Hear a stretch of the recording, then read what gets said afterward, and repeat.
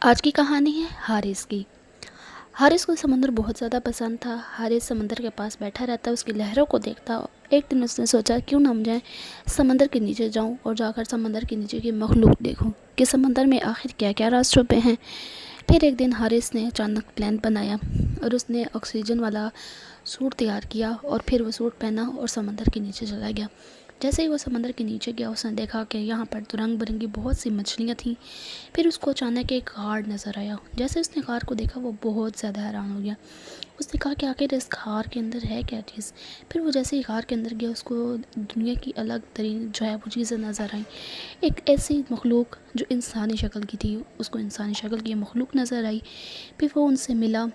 ان تمام مخلوقوں نے اور آس پاس رہنے والے جو تھے سمندری مخلوق، انہوں نے اس کو ویلکم کیا اور اپنے ساتھ رہنے دیا۔ لوگوں نے دیکھا کہ حارث تو غائب ہو گیا۔ پھر ان کو پتہ چلا کہ وہ جو سمندر کے نیچے اس نے ایک اپنی نئی دنیا بنا لی تھی، وہ ان لوگوں کے ساتھ رہنے لگ گیا۔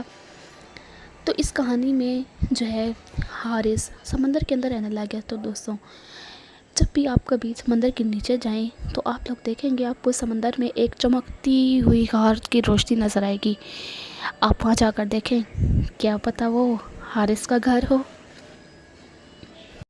اس کہانی سے ہمیں سبق ملتا ہے کہ انسان چاہے تو اپنے خوابوں کو پورا کر سکتا ہے، جیسے حارث نے کیا۔